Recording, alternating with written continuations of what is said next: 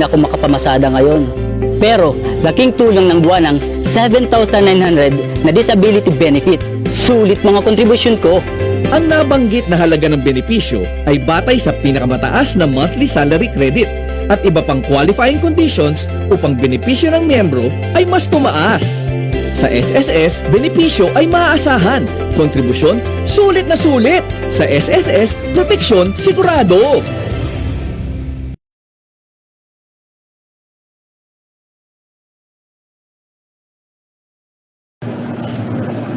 Muli, mabuting araw sa ating lahat. Welcome to our SSS online seminar or webinar session on the 2021 SSS Contribution Schedule and Workers Investment and Savings Program. So thank you all for joining us for today's webinar session, and we really know that you're excited to learn more about these topics that we have for this afternoon. But before that, some webinar reminders. Video and audio functions for participants are turned off for us to focus on the presentation. So this is also for us to prevent any sound feedback throughout our webinar session for this afternoon.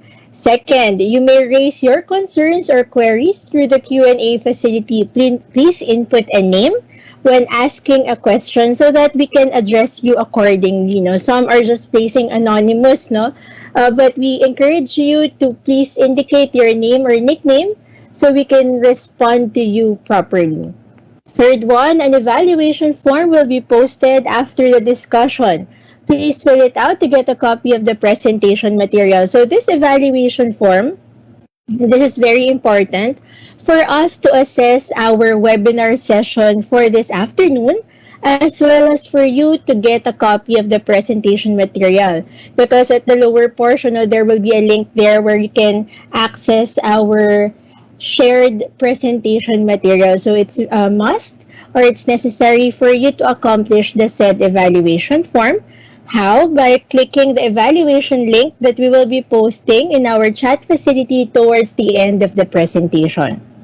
Lastly, for best viewing experience, please join the session using a laptop or desktop computer. If in any case, throughout the presentation of our speaker, you encountered some audio concern or visual concern that you can't see the presentation being shown on the screen, but thank you a while ago for responding when I did the audio check earlier this afternoon. Thank you for responding that you can all hear me loud and clear and that you can see the presentation being shown on the screen. But if in any case you experience any technical error or difficulty on your end, just drop the session or leave the session and rejoin so as to refresh the settings of your computer and your Microsoft Teams application.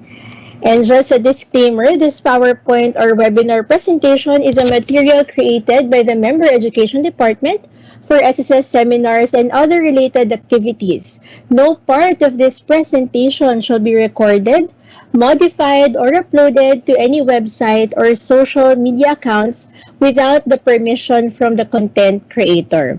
But rest assured, as we have mentioned in our webinar reminders, a copy of the presentation material shall be provided to the participants after completing the session and answering the evaluation form. So make sure that after you have listened to our speaker this afternoon, make sure to click on the evaluation link that we will be posting in our chat facility. And once again, I'm Patricia Braganza from the Member Education Department, and I'll be your moderator in this afternoon session. And to discuss our topic on the 2021 SSS Contribution Schedule, which we're very sure you want to learn more about this, as well as on the Workers Investment and Savings Program, or WISP, WISP, participants, let us all welcome virtually or through your comments our speaker, Senior Specialist from the Overseas Filipino Workers Management Department, none other than Mr. Rafael Pantalita. Sir Rafi? Hello, mabuting araw. Binabati ko kayo ng belated Merry Christmas and advance Happy New Year. Naririnig ba ako? Pat? Yes, sir. Loud and clear. Thank you. So, I'll share na the screen. Yes, sir. Feel free to share the screen po. Thank you. So while waiting for Sir Rafi, no, I'd also like to acknowledge the presence of my colleagues from the Member Education Department, Sir Jeric, Sir Jomer, Miss Chris, and our head, our department manager, Attorney Sao Mapalo. Thank you, ma'am, and my colleagues, no, for joining us for this afternoon's webinar session.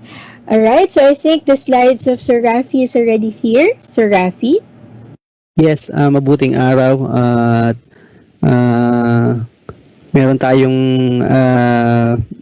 magandang balita sa ating mga SSS members dahil magkakaroon ng bagong programa ang SSS para sa inyo. So para sa mga employed, para sa self-employed, sa non-working spouse, sa voluntary at sa mga land-based or overseas Filipino workers.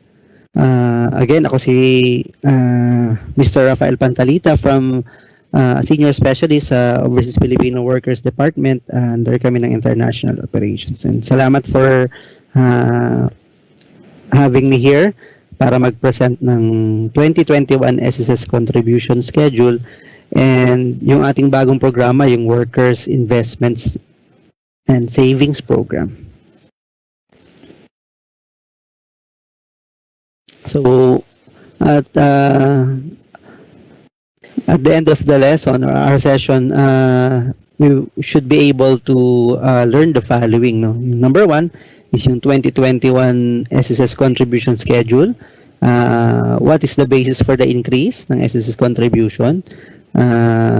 Yung mga bagong contribution tables for the all types of member. And we will also have comparison of the old and versus the new SSS contributions, and we'll try to link ano ba yung difference, especially in amount. Okay. Number two, what is this Workers Investment Savings Program o yung ating WISP? Ano yung background, importance of savings, rationale and program highlights. So I hope you're ready. And I hope steady yung connection nating lahat. Okay?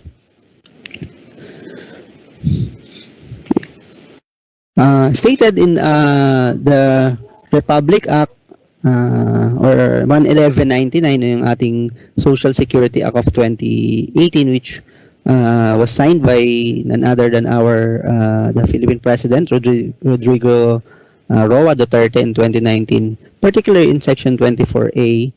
9 sa first paragraph, it provides that these gradual increases of contributions rate by 1% every 2 years starting 2019 when the RA was signed until it reaches 15% by 2025. So this is mandated by the new Social Security Act. So yung first tranche ng increase was in April 2019. At ngayon, January 2021, yung second tranche. So, we expect yung mga next tranches pa by 2025. So, under Section 4, under powers and duties of the Commission and SSS, highlighted here, in Section 9 pala, it says here to implement the rate of contributions as well as the minimum and maximum monthly salary credits in accordance with the following schedule effective January of the year of implementation as follows. So highlighted here is yung for 2021 from 12% in 2020, ngayong 2020, in 2021 mag-a-add tayo ng 1%, so 13% na. Paghahatian yan ng employer and employee by 0.5%. Magkakaroon ng bagong minimum monthly salary credit, 3,000, and magkakaroon ng new maximum MSC at 25,000. Okay? So, this is the rationale. No? The increase in SSS contribution will, number one, ensure the longer or the long-term viability of the SSS fund expand its coverage, and provide more and higher benefits for its current and future members and their beneficiary. As we know, yung SSS program is pooled account yan with cross-subsidy mechanism. And that's why, to ensure the long-term viability ng fund, kailangan magkaroon itong mga gradual increases na to, such that kapag tayong mga nagko-contribute ngayon, ay ma-ensure din na in the future, meron pa rin tayong meron pang fund si SSS or viable pa si SSS to provide for our pension benefits or other short-term benefits. Number 2, offset the financial impact to the fund of the 1,000 pesos increase in the monthly pension of all member pensioners that was implemented in 2017. As we know, nag-implement in January 2017 ng 1,000 pesos increase across the board sa lahat ng pensioner. And that's why itong pag-increase ng contribution is somehow makaka-offset dun sa impact na doon sa 1,000 pesos increase na binigay sa mga existing at future pensioner na in-implement nga noong January 2017. So these are the circulars on SSS contribution hike. So we have circular number 2020-033B as revised in the new contribution of SSS, new schedule of SSS contributions for employed members. Circular 2020-034B, new schedule of SSS contribution for self-employed members. Circular number 2020-035B, new schedule for voluntary and non-working spouse. Circular number 2020-036, new schedule for kasambahay. And circular number 2020-039, new schedule of SSS contributions for land-based overseas Filipino workers. So lahat ng ito ay effective for the applicable month, January 2021. Ito yung regular schedule of regular contributions, EC or Employees Compensation, and mandatory provident fund contribution for employee and employer. So as you can see, ang range of compensation is if below 3 to 50, ang magsisimula yung monthly salary credits sa 3,000, magsisimula yung monthly contribution including EC payment at 400 pesos. Copy will be provided naman to you. So, if you notice at 15,000, so tingin tayo sa 15,000, so the total contribution will be now 2,045 pesos. And at the maximum, yan. So, if you can see, kapag nagbabayad ka sa 20,000 or kapag ikaw ay you're earning 20,000 pesos, ang total mo na EE and ER share with the EC will be 2,630. So, sa'yo naman dyan, ang EE share dyan is yung 900 pesos lang and yung ER share is 1,700 plus yung employees compensation. Now, for the range of compensation above 20,000, na sa atin, yung monthly salary credit is 20,500. Diyan magsisimula yung contribution sa tinatawag nating mandatory provident fund. So, ang minimum dyan is 65 pesos sa mandatory provident fund. So in total, you will have 2,695 contribution. 2,600 dyan will be for your regular social security, 30 pesos for the EC program, and 65 pesos for your mandatory provident fund. Sa maximum naman, sa 25,000, tingin tayo dun sa baba, 2,600 din kung makikita ninyo yung regular SS program natin for the EC program 30 pesos and for the mandatory provident fund is 650 pesos. So dito makikita sa table na to na starting from the monthly salary credit of 20,500 up to 25,000 magkakaroon na ang isang employee o yung covered employee ng mandatory provident fund. Mamaya i-discuss natin kung ano ba yung mandatory provident fund o yung tinatawag din nating WISP o yung WISP. So ito naman yung schedule of regular SSEC and mandatory provident fund for self-employed members. So parehas lang siya except that walang employer and employee share. So meaning yung buong contribution will be shouldered by the self-employed member since yung employee at saka yung employer ay yung self-employed din. So go through ko lang siya. So same lang din hanggang from 20,500 up to 25,000 meron ng mandatory provident fund. And note that meron na ring easy program ang self-employed members. So ang total na babayaran ng self-employed members sa maximum is 3,280 pesos inclusive of the regular social security, the easy program, and the mandatory provident fund program.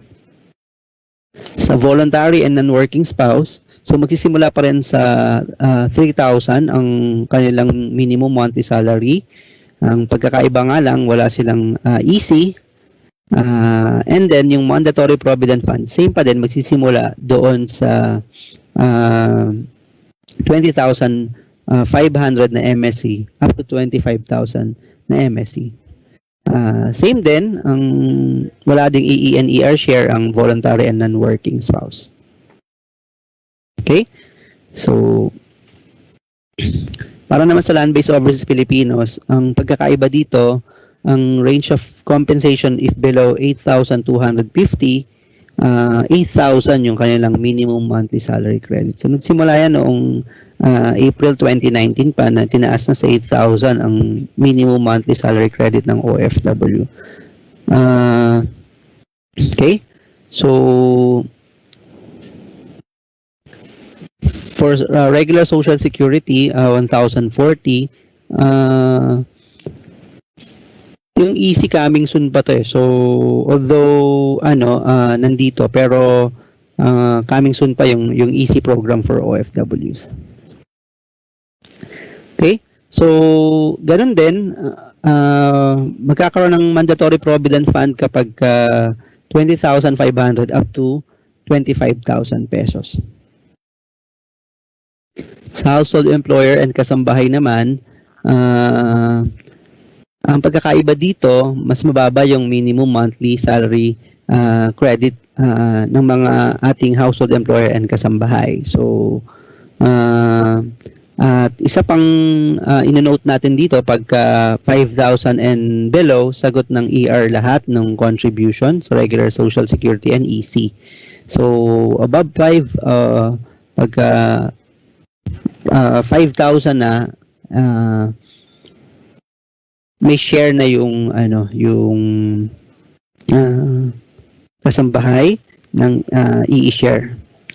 And then same din kapag nasa 20,500 na, meron na rin silang mandatory provident fund. Okay? And easy of course.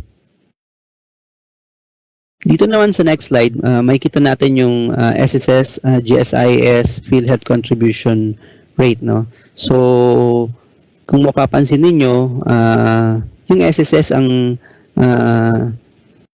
isa sa pinaka reasonable na pagbayaran natin, no? Sa GSIS, katulad naming mga government employee, medyo mataas yung contribution rate. Kung titingnan ninyo, yung GSIS sa gitna at 21%, no? So ang share namin diyan is 9% at yung employer share is 12%. Tapos total salary ang pinagbabasihan. So kunyari, so for example, merong empleyado ng gobyerno na sumusweldo ng 10,000 pesos, ang i-share na doon is 9%, so that is 900 pesos. Tapos yung ER 12%, so that is 1,200 pesos. So, medyo malaki yung for GSIS. And sa SSS naman, 13% lang. No? Yung ER, 8.5, yung EE, 4.5. At yung minimum salary base natin, 3,000, samantalang yung maximum, 25,000. So, kahit na sumusweldo ang isang empleyado ng more than 25, kunyari 50,000 ang sweldo niya, based pa din sa maximum salary na 25,000 ang pagbabasihan ng contribution niya sa SSS. Samantalang yung PhilHealth, although 3.5% ang kanyang contribution rate, ang sharing ng ER at EA 1.75% each, medyo mataas yung salary base. No? Kung mapapansin ninyo, 10,000 pesos ang minimum, no? Ang higher, up to 70,000. And that's why higher ang salary base for health insurance. So, sa current contribution, kung makikita natin, ang employer share ay, again, 8%. Employee share is 4%. For SEVM or self-employed, voluntary, non-working spouse, and OFW, 12%. Ang monthly salary credit at the minimum, ngayong 2020, yung current, 2,000 sa SEVM, covered employee and non-working spouse. Minimum amount is 240 pesos. So, OFW naman, ang minimum ay 8,000. Ang minimum amount is 960. At ang maximum for all is 20,000 MS o monthly salary credit for the maximum amount of 2,400 pesos. Ngayon, ngayong 2021 na, 13% na. So paghahatian ng employer at saka ng employee yung 0.5, no, yung 1% 0.5 sa employer, 0.5 sa employee. Para sa self-employed, voluntary and non-working spouse and OFW, sa mga land-based 13%.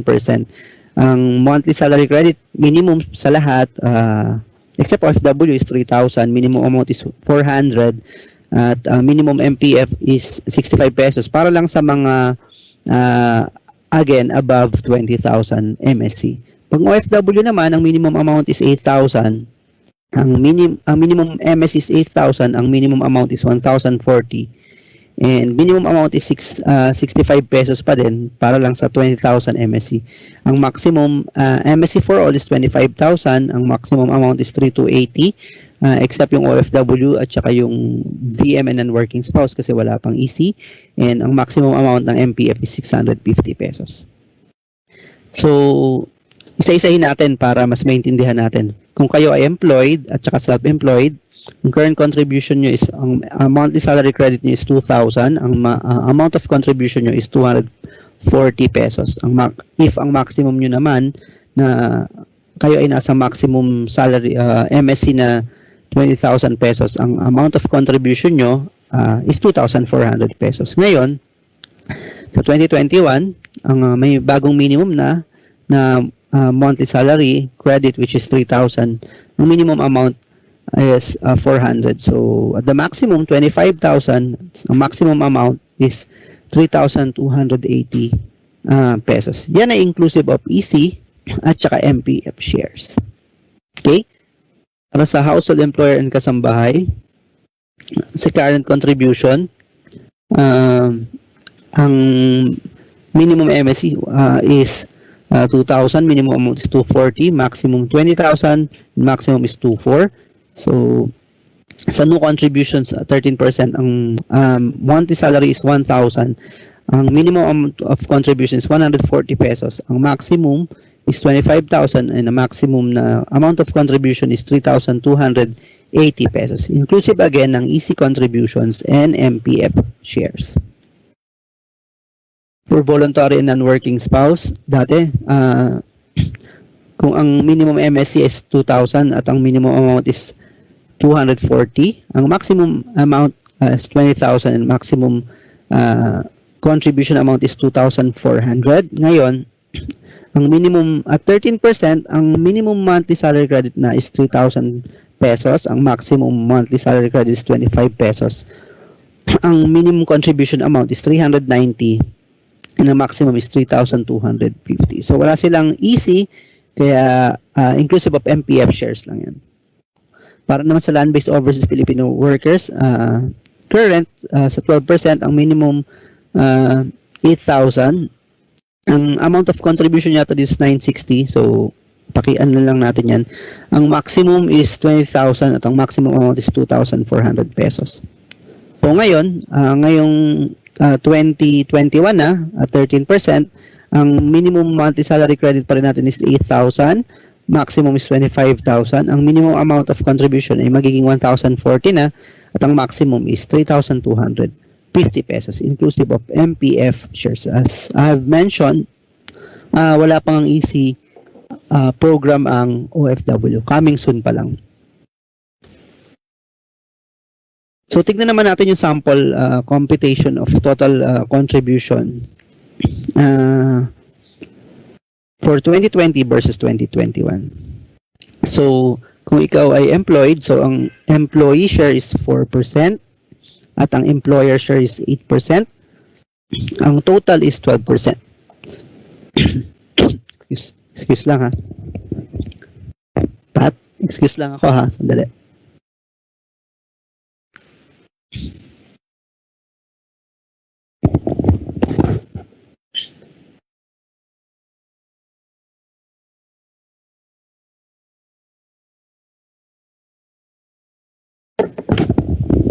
Hello. Hello, Pat. Naka ano pa ako? Slideshow pa ba? Yes, sir. Opo. Thank you. Rafi. Okay.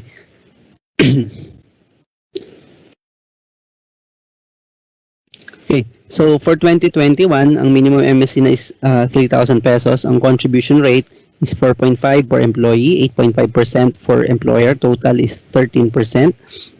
So, ang contribution amount is 135 pesos. Ang for the employer is 255 pesos. Ang total is 390 pesos. Kung titingnan natin, ang difference, kung dati ang binabayaran ng employee 80, ngayon 135 pesos na. So, ang difference nun is 55 pesos. Samantalang sa employer naman, kung dati 160 ang binabayaran, ngayon 255 na, that is, ang difference dyan is 95 pesos. So, ang total difference is 150 pesos per month. So, kung ikaw ay employee, medyo mababa pa din yan, no? Yung 55 pesos per month. Okay?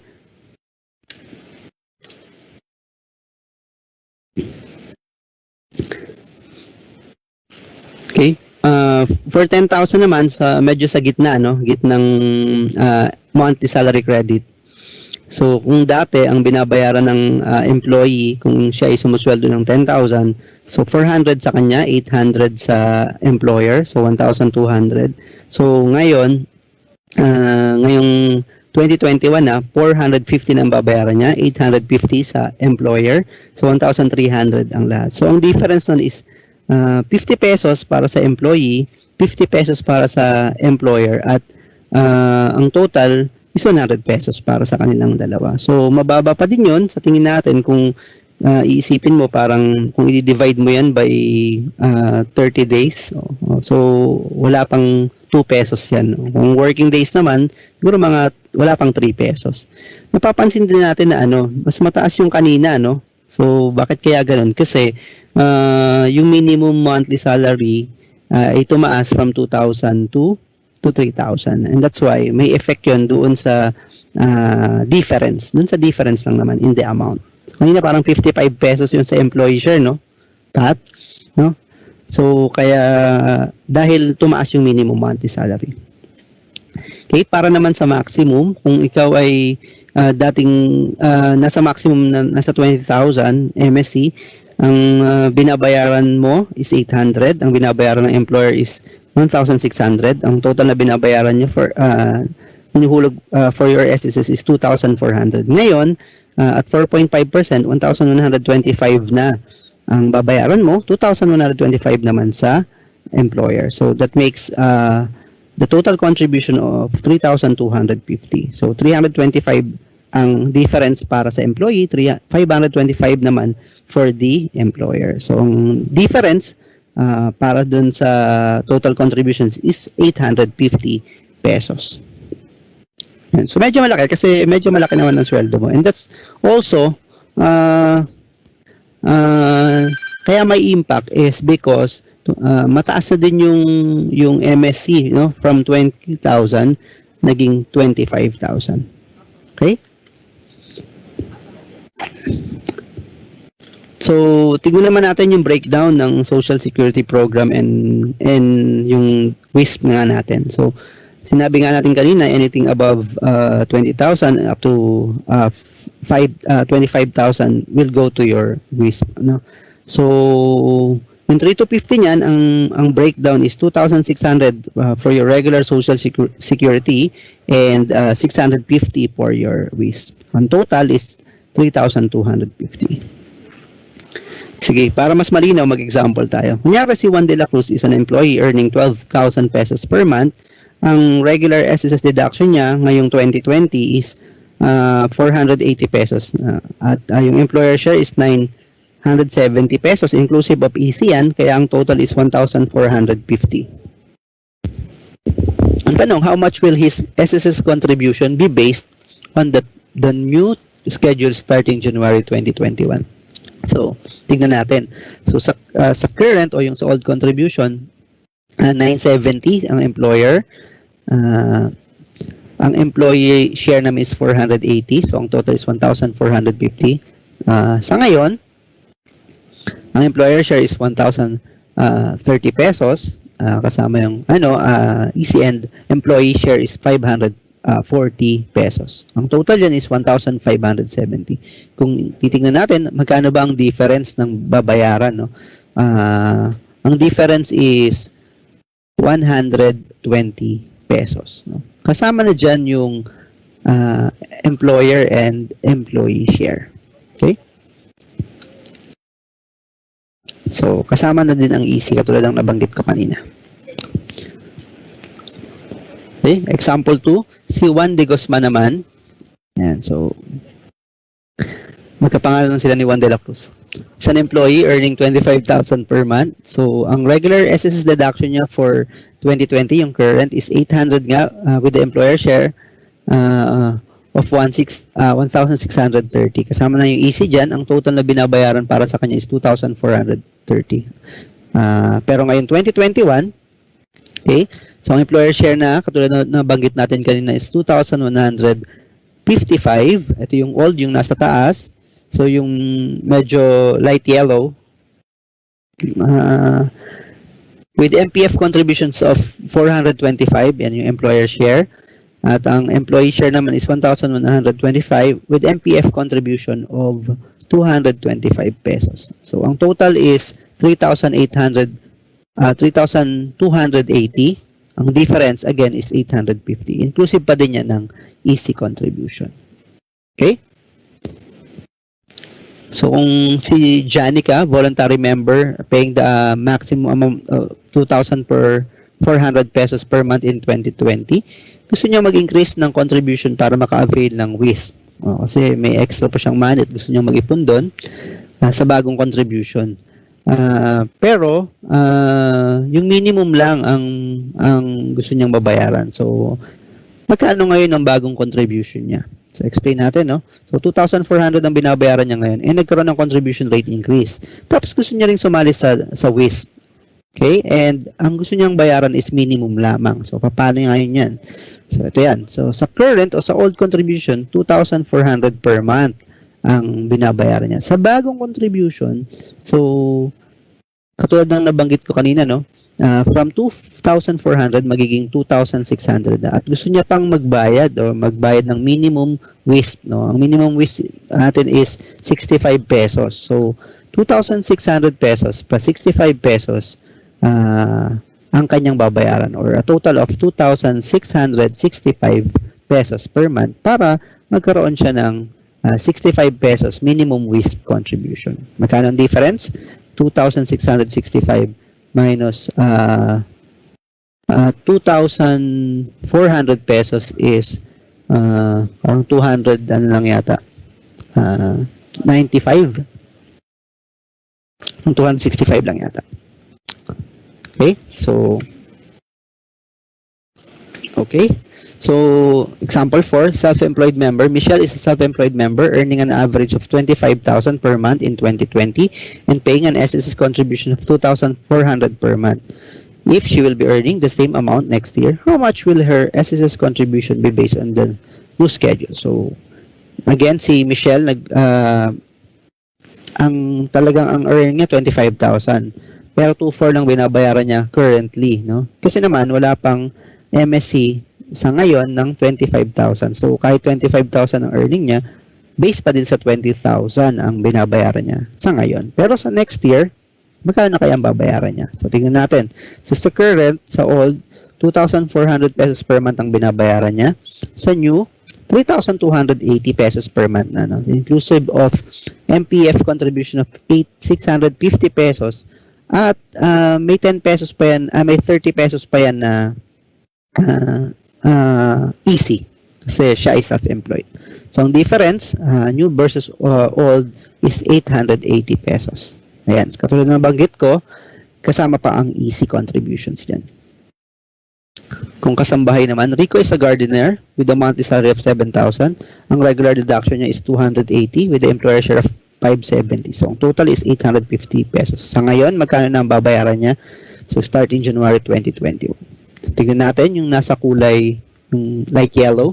So, sa ngayon, ang employer share magiging 605 pesos. Ang employee share, 315. Ang total is 920 pesos. So, inclusive na, again, yan ang easy. So, ang difference between new versus old amount is 70 pesos.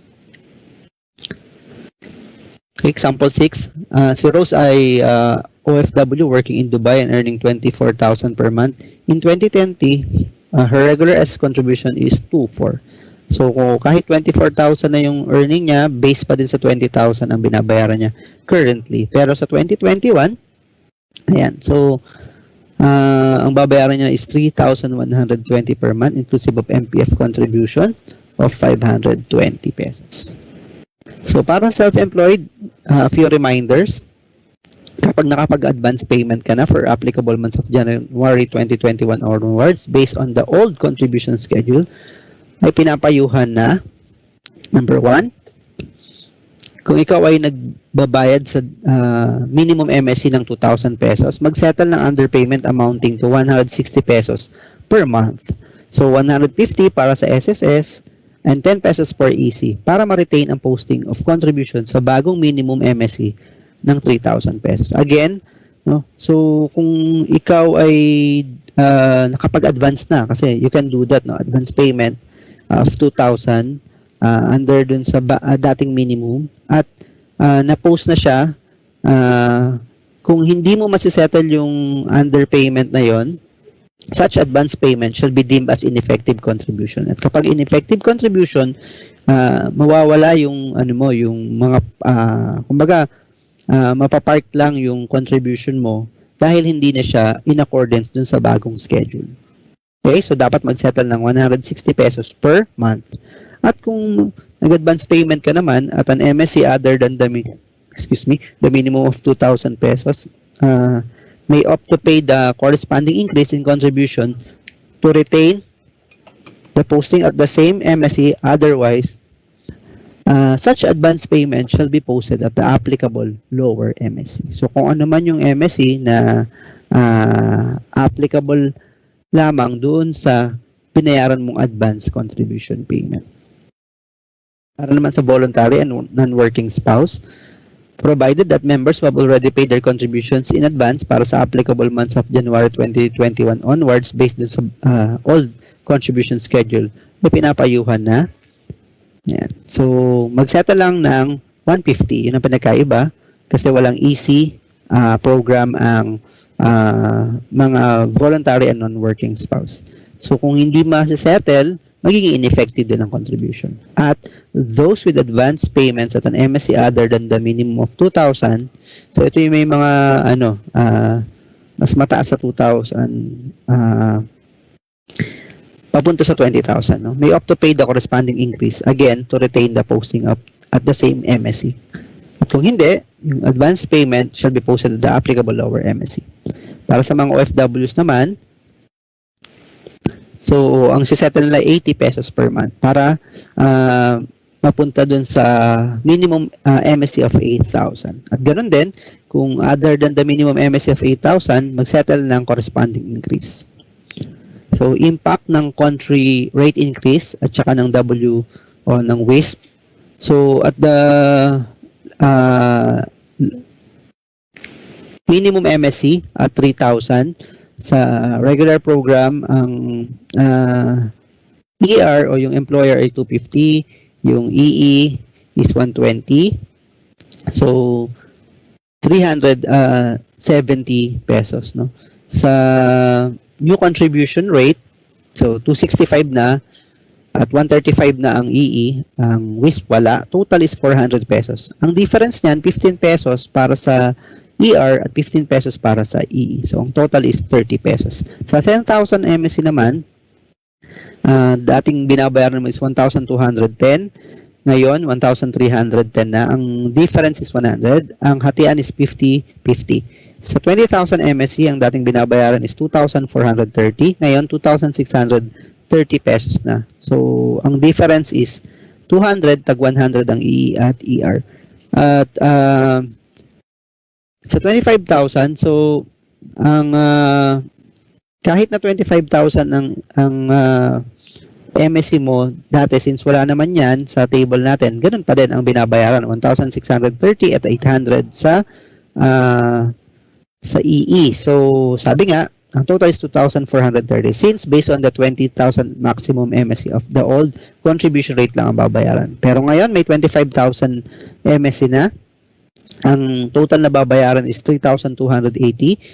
Ang WISP mo is sa ER 425, sa EE 225. So ang difference niyan is 850 paghahatian nyo. 525 ang i-add ng ER, 325 ang i-add ng EE o ng employee. So para sa self-employed, kung dati kang sa minimum, kung dati 400 ang binabayaran mo, so 370, ngayon 400 na, ang difference is 30. Sa 10,000, kung dati ang binabayaran mo is 1,210, ngayon 1,310 na. So 100 ang difference. Sa 20,000 MSC, kung dati 2,400, ngayon 2,630, ang difference is 880 because of the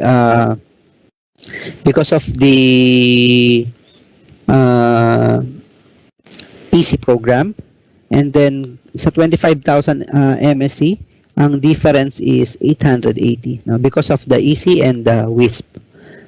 Para naman sa voluntary, same lang, magma-minus ka lang ng 10 kasi si voluntary at si non-working spouse, walang EC program. So 370, 390, 1,200 lang yata to. So 1,300, 2,400 at saka 2,600. Okay? At saka dun sa 25,000, from 2,600 to 2,250 na kasi may WISP nga na 650. Okay? So para sa land-based OFW, so dating 960, ngayon 1,040 na, kaya 80 pesos. So sa 15,000 MSC, 1,800 pesos, ngayon 1,950 na. Sa 25,000 MSC, dating 2,000 o dating wala, no? So 2,600 na. Pero dati kung yan ang binabayaran mo, 2,400. Ang difference pa rin yan 850. Okay, so we go now to part 2, yung Workers Investments and Savings Program. So ano ba tong, so ito yung ating art card for the WISP o yung ating bagong Mandatory Provident Fund program. Okay? So teaser ito, coming this January 2021. Ano ba ang WISP, no? WISP is a program that aims to provide SSS members a convenient and tax-free savings scheme for payment of benefits to members or their beneficiaries in addition to the benefits provided under RA 11199, otherwise known as the Social Security Act of 2018. So ito, binigyan ng another avenue ang ating mga members na sumusweldo sa mas mataas sa 20,000 up to 25,000 na mag-save. At ang maganda dito, may employer share Tapos kinakaltas sa sweldo mo kaya convenient, tax-free kasi government guaranteed, no?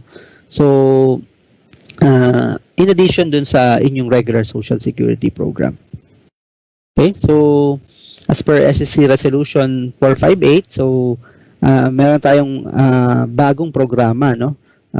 Yung ating mandatory provident fund program para sa mga SSS members. So bibigyan namin kayo ng copy ng circular kasama ng copy ng presentation. So ano importante sa WISP, no?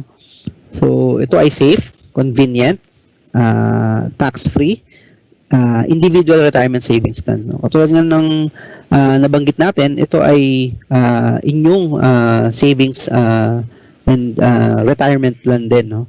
Retirement and savings plan, na kung saan every month mag-iipon ka doon kasama ang employer share, and then i-invest yon, and then at the end of the retirement, pag magpa-file ka ng retirement, i-add yan, no? Maganda dito, mapoprovidean ka ng second layer of protection, no? Such that yung bukod rin sa regular pension mo, pwede mo po itong i-add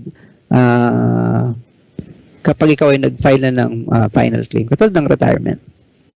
Okay, so ito ay faster individual fund build-up for employees because of the added employer share. Katulad ng diniscuss natin kanina. This is provided under Republic Act number 11199 or the SS Act of 2018 at professionally managed with skill, care, prudence, and diligence, and designed to prioritize principal preservation. So yung capital preservation, meaning yung contribution mo dito at the minimum, hindi magagalaw yung inyong tinatawag na principal. Pero, since prudent naman at diligent naman ang ating mga pag-invest dito, for sure, at by the history, mataas naman lagi ang returns ng ating investments. So, anong dapat nating malaman? As an SSS member, nakaka-receive ka ng number 1, benefit from the regular SSS program. Number 2, yung contribution mo sa WISP. And number 3, yung earnings mo sa yung WISP contribution. So isipin mo, yung regular pension mo, dadagdagan ng i-augment siya, no, ng monthly contribution mo sa WISP plus yung earnings mo pa sa WISP. Sino ang mga kasali? So number 1, lahat ng private sector employees, self-employed, mga OFWs, at voluntary members na, number 1, wala pang final claim sa regular program, nagko-contribute sa regular program, at nagbabayad sa monthly salary credit na mas mataas sa 20,000 pesos. So, wala na pong registration actually kapag ikaw ay nagbabayad sa 20,000 MSC, mas mataas sa 20,000 MSC, kasali ka na po dito sa WISP, no? Starting applicable month of January 2021. So, membership on the WISP start on the date of first posted contribution. So, contribution sa WISP ay shall be the prescribed contribution rate times the MSC in excess of 20,000 up to the prescribed maximum MSC. So, sa ngayon, ang prescribed contribution rate ay 13% times MSC, kung ano yung MSC mo. So, kunyari, 25,000. In excess of 20,000 hanggang dun sa maximum MSC. Contribution shall always be paid together with contributions under the regular SSS program. For private sector workers, contribution is shared proportionately between the employee and the employer. At ang withdrawal sa WISP is not allowed since ito ay designed para sa inyong final claim. So, tingnan lang natin, no?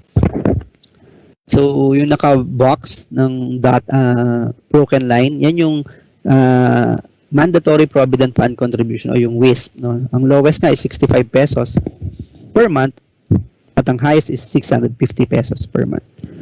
With the lowest EE share at 22 pesos and 50 centavos and the highest EE share at 225 pesos. So isipin mo, kung ikaw ay employed worker, 225 ang iipon mo sa inyong mandatory provident fund o yung sa WISP, ang employer mo, iipunan ka ng 425 pesos per month. So, at sa'yo mapupunta lahat yun, yung 650 per month sa WISP account mo o ledger every month.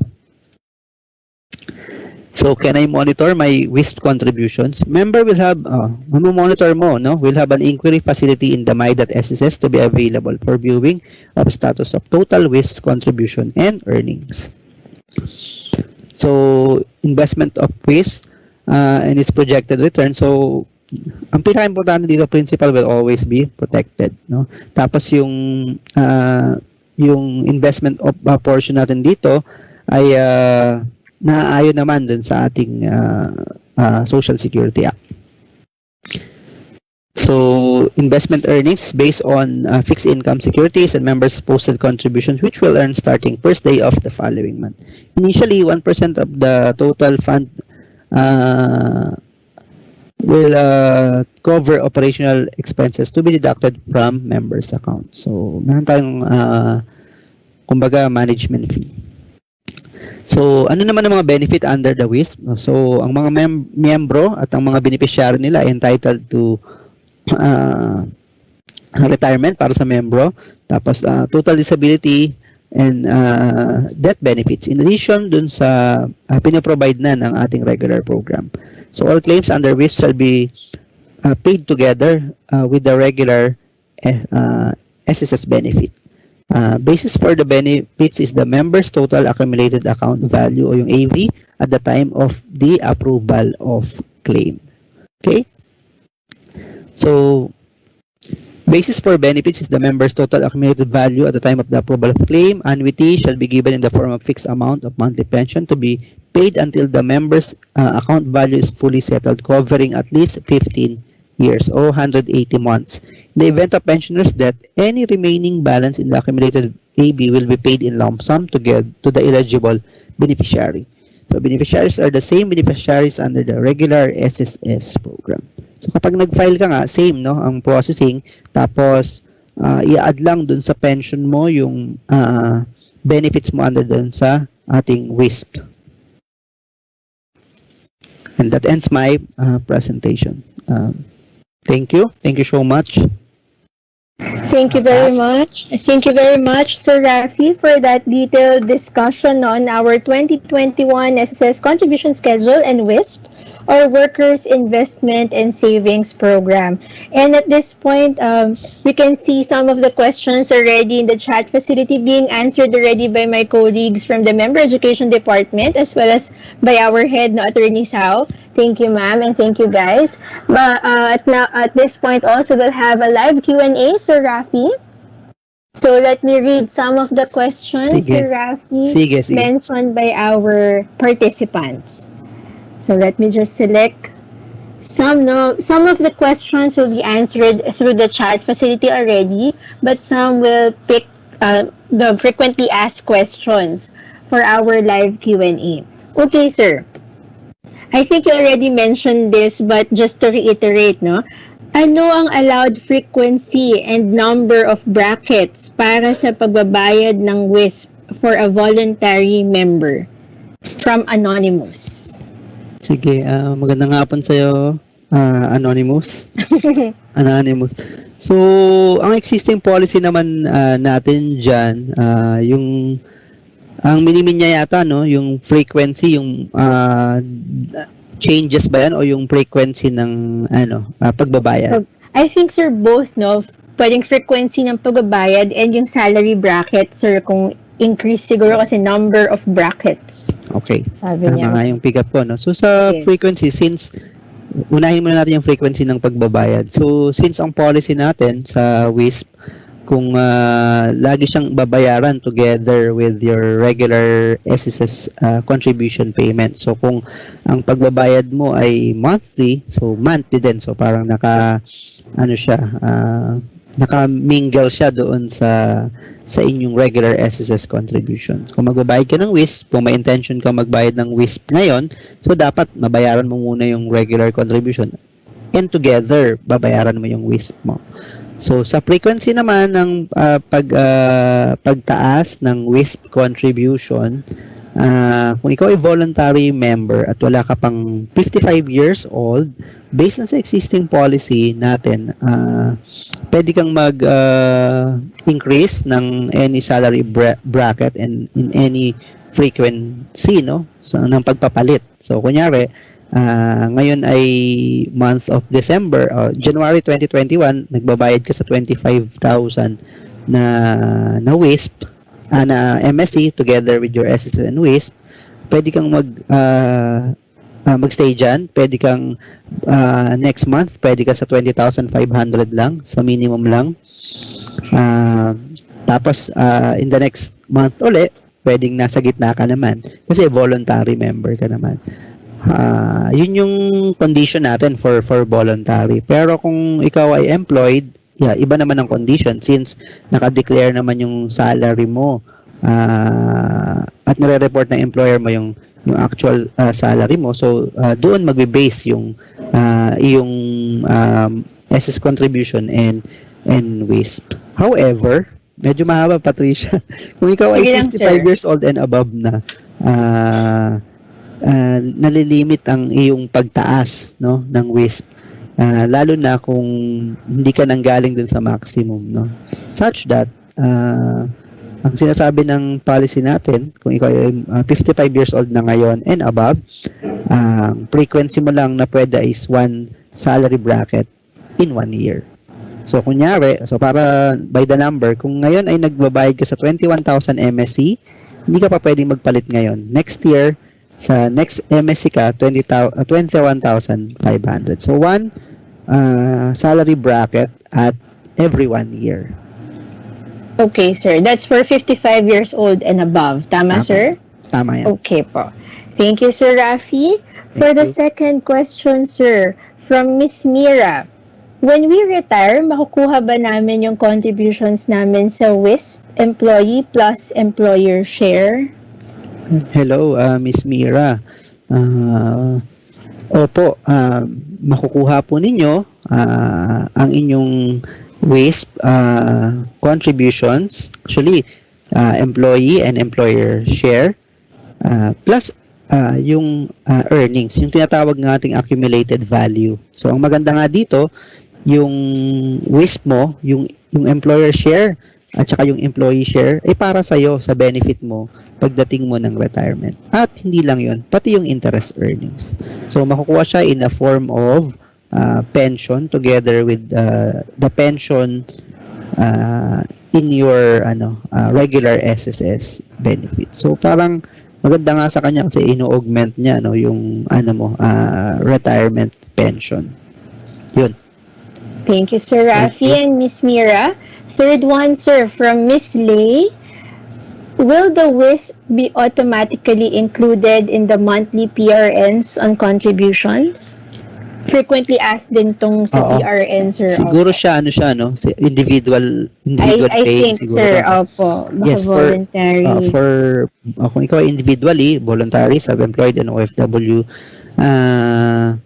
automatic na kapag ka nag-select ka ng PRN or may generated PRN na ite-text sa iyo or i-email or i-review mo doon sa my.sss or mobile app mo, kasama na yung WISP doon sa regular contribution. Again, gusto ko lang stress para lamang sa 20,000 o sa above 20,000 MSC. Okay? So, pag below 20,000, isipin nyo, walang WISP. Okay? Yung PRN nyo. Yun. Thank you, sir. And then another one, sir. Okay lang, sir, from Anonymous. You mentioned there's a management fee. How much is it? 1% per month or 1% per year? Oo. Nakalagay naman, para maklarify din, it's 1% per annum. So, per So, year tayo. Kung Opo. per month yan, ibig sabihin yan, i-divide mo pa yan sa 12. Kung ang management fee mo per month ang gusto mong malaman, so that will be 1% divided by 12 months. Ganyan siya. So, kasi nga, 1% per annum tayo. Pat. Opo. And sir, for the last question sa live, siguro then we can answer some of the questions in the chat facility already. Is there an option for lump sum withdrawal of the WISP upon retirement? Sa ngayon, Pat, Yes, sir. ang sinasabi sa guidelines ng WISP or sa policy guidelines, ito ay naka-intend para i-augment ang inyong retirement pension. So sa ngayon, ang disbursement niyan is monthly pension together with your monthly pension sa regular SSS. Okay, So walang early withdrawal din for kasi marami din nagtatanong paano kung may urgent needs. So hindi siya naka-design or hindi siya based on sa guidelines. Ito ay iniipon po natin para po sa inyong retirement benefit pag kayo po ay magpe-pension na later on. So, yan po siya.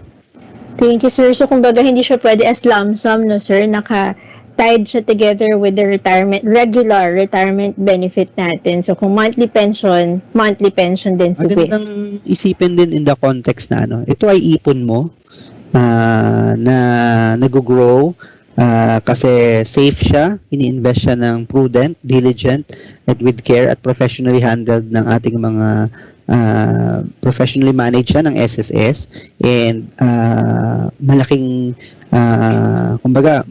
malaki yung return sa'yo kasi by the history naman si SSS malaki yung lagi yung return of your investment at safe siya, no? Walang yung 65 pesos mo or yung 650 pesos mo at the maximum, walang bank or na magbibigay sa'yo ng mataas na return at safe siya at ginagaranti yung principal mo. So, isipin natin, ipon siya for the future. Agree. Opo. Sir, follow up lang dun sa management fee. Separate po ba daw itong babayaran, yung management fee, or nakapaloob na ito? From Anonymous also. Ang karaniwan naman dyan sa ating mga programa, even sa mga existing program natin, naka-tuck in na siya doon sa programa. So, whatever is the net, your net income, meaning, kung may contribution ka, tapos nag-earn niya ng interest, i-less lang yung management fee. Okay, thank you very much, Sir Rafi, for answering our live questions. Yes, oo. And as thank you, sir. And as our speaker has reminded all of us and mentioned, no, we hope that you appreciate the programs of SSS and see it as an investment. Tama, Sir Rafi, no? Investment for our life emergencies in the future. Tama. So, wag na rin siyang i-treat na expense. At ang maganda dito, talagang malaki yung maitutulong nito sa atin, sa retirement natin. Lalo na yung mga nag-earn ng more than 20,000 pesos na nagka-clamor na sana magkaroon ng program for us or for them na magkaroon din ng chance na madagdagan yung pension nila. So ito na yon, itong WISP na programa natin, and ituring po natin ito na savings and investments for the future and not as an additional expense. So parang for savings siya talaga. Yan. Thank you very much, Sir Rafi, for that. No, palakpakan natin si Sir Rafi virtually. And thank you, sir. And once again, we hope that you can share these learnings to your other colleagues or relatives, no, na mga nag-inquire po about this new programs ni SSS. And we would like to invite all of you also to attend our webinar sessions tomorrow. We have for the morning session, let me take this opportunity to do this plugging na rin. For you to join, no, we hope that you can join us tomorrow, December 29, for our AM session. That's 11 o'clock AM. Our topic will be the web registration and simple correction. And in the afternoon, 2 p.m. also like today. So our topic will be the new contribution table and this WISP, no? Same po of our topic this afternoon, same topic that we discussed today. So we'll also have the same topic tomorrow at 2 p.m. So if you want to invite more colleagues or relatives to know more about these programs, we hope to see you tomorrow, no? December 29, tuloy-tuloy po ang ating pagbibigay ng webinar sessions for our members, beneficiaries, and other stakeholders. And just a reminder, dear participants, please accomplish the evaluation link which we have posted in our chat facility. That's very important for you to assess our webinar for this afternoon and for you to get a copy of our presentation material that our speaker has shared with us today. So once again, maraming salamat po sa inyong pagdalo, pagsama sa ating webinar session ngayong hapon, sa mga employees po natin nationwide from the private sector as well as our kapwa kawani sa iba't ibang branches nationwide. Maraming salamat. And especially to our speaker, Sir Rafi, maraming salamat for joining us for this afternoon. We hope to see you in our next webinar sessions also. And Thank to you, our Pat.